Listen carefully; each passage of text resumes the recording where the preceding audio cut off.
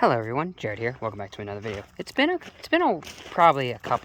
hot minute. So, anyways, we got the 67 Dodge. I'm currently have you in 0.5 zoom so that you can get the entire truck in its entirety. So, what has been done? Well, nothing much. Well, I lie. There's been a lot of stuff done. One being that a lot of stuff, such as being. Let me pop the hood. She's a little warm ooh, she is cooking right now. Because I just had her running a bit ago, so yes, the truck is running. But, new wiring, I got the entire harness loomed up so that she doesn't melt. Albeit, I will say that I do need to get some thermal sheathing because this stuff is pretty hot. And I don't want this stuff to rub through. But I need to get this wire rerouted. So yeah, this is the main positive for the alternator right here. That's just mainly because, one, it was not long enough that I could route it through this way, so I had to route it an alternative way. So the current issue with the engine right now is, one, the idle is sitting at about 4,000 RPM, which I'm not too sure. I'm more familiar with that, like trucks are main. All vehicles usually idle about 800 to 1,000, so I need to figure that out. But she runs, well, she will run consistently, and so on. However, she doesn't stop reliably because, wrong side. A while back, I replaced the brakes. I replaced the brake hose. Can't really tell, actually. Oh, can't turn on the, actually, let me bring you back down to one zoom. Turn the light on. Yeah, I replaced that hose, which I couldn't take out because I ended up busting the other line, so I had to replace it, but yeah. So, that's pretty much it. So, the main job of right now is to bleed all the brakes from front to back, as per maintenance suggests.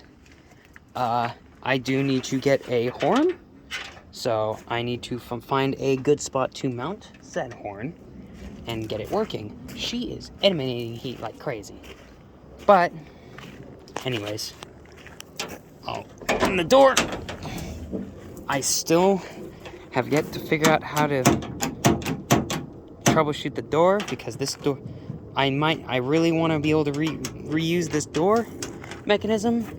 So I need to figure out how to transfer this door over to the blue one that I have, which has no door parts.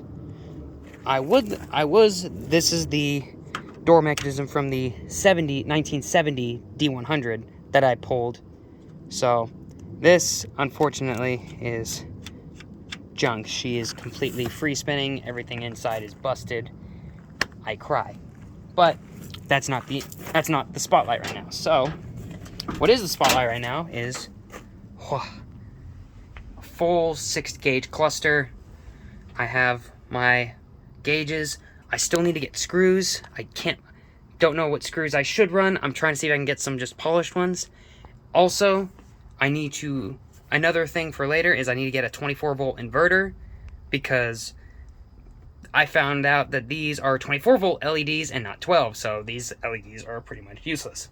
So I gotta get these lights don't go to anywhere right now. But this works, that works, and this works. However, this is idling at about 4,000 RPM, so I need to figure that out. Also, I took out the factory turn signal because the wiring was so dilapidated and confusing with the wiring harness that we couldn't get it to match up with the wiring harness kit that I got, which, calling out to QuickWire for the 14-circuit harness panel, 14-circuit wiring harness, which has made this thing a whole lot easier. Also, I'd like to shout out to my friend Joseph, who helped, i.e. did most of the work, most of the wiring, and by most of it, I mean all of it.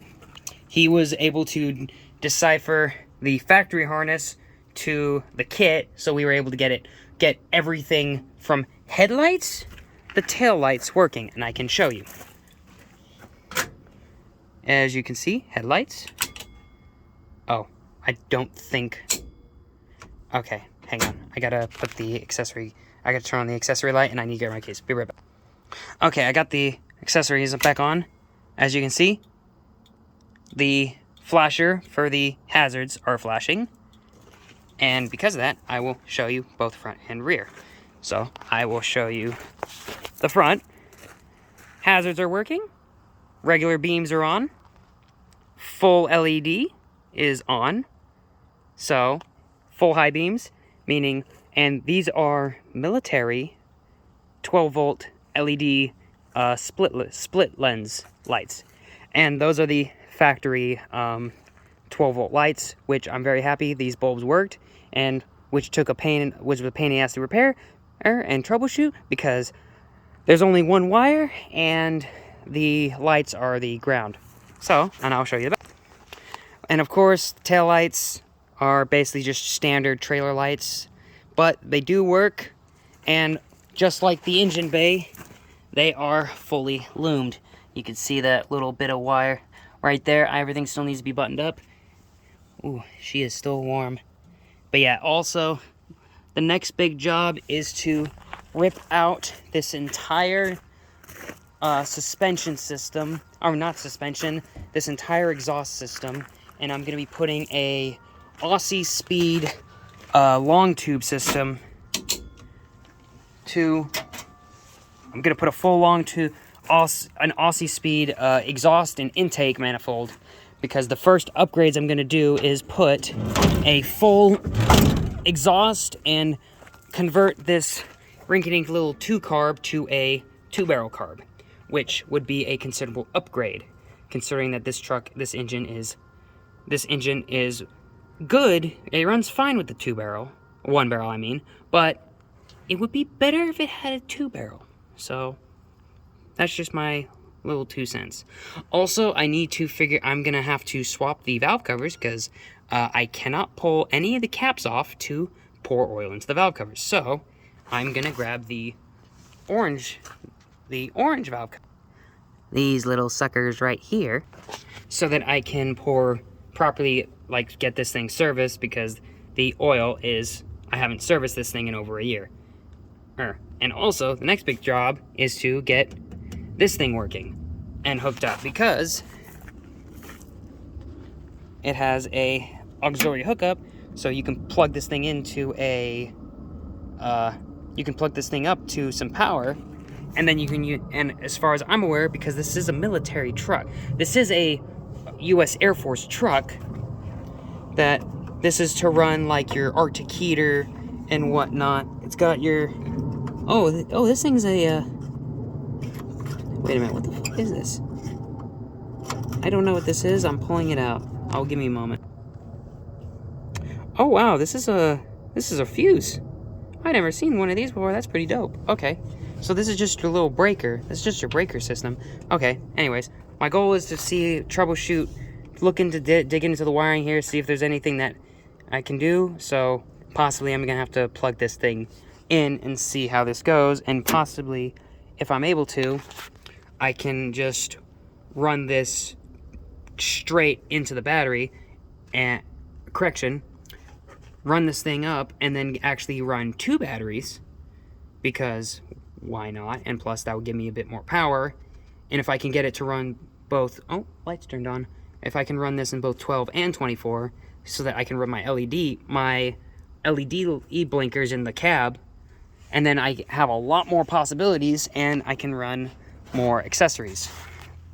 But that is for a later time, and that's about it.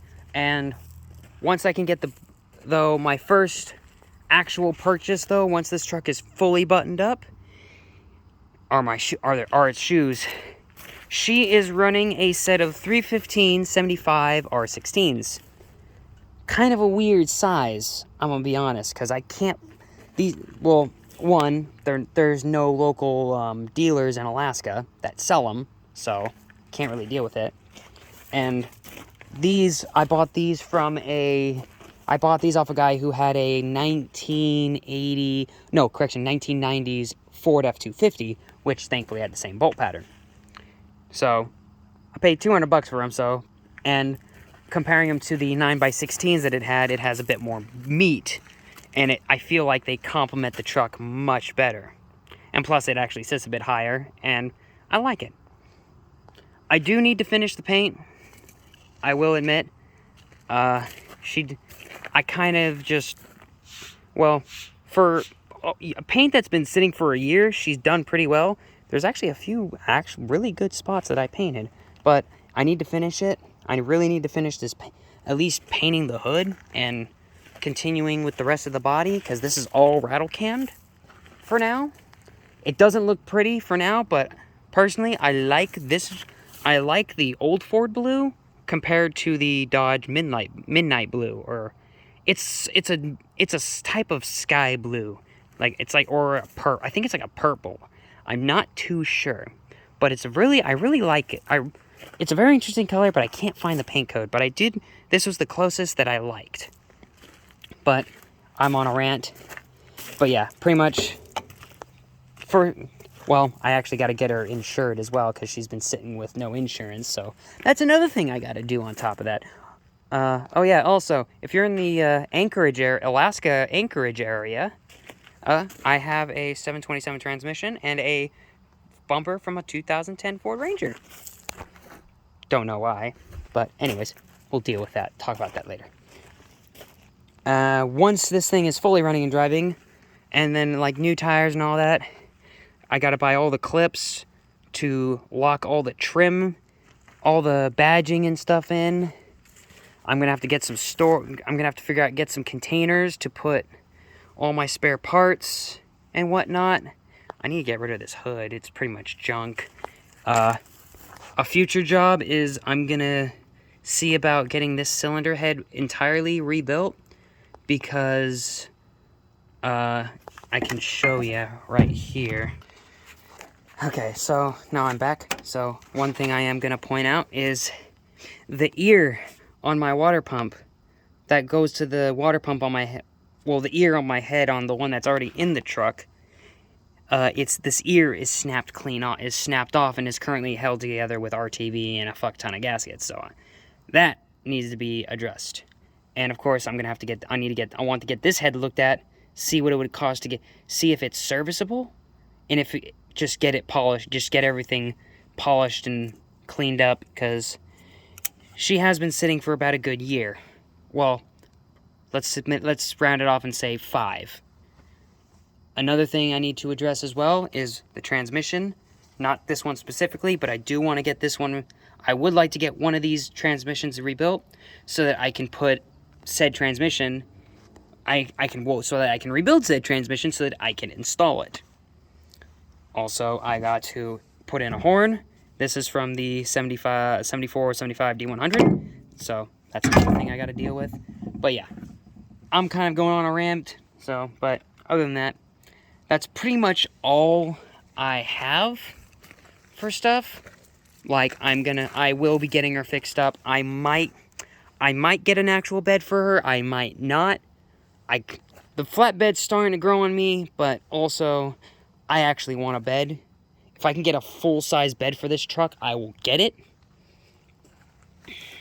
But that's pretty much all she wrote, and that's all I can think of off the top of my head.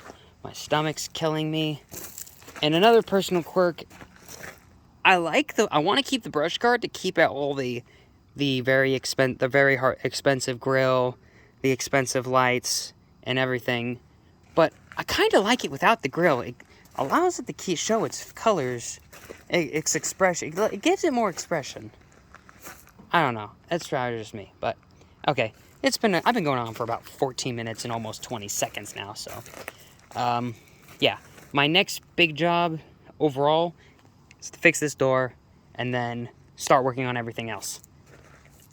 But that's pretty much all I have to say for now. My name's Jared. I will see you in the future. Peace.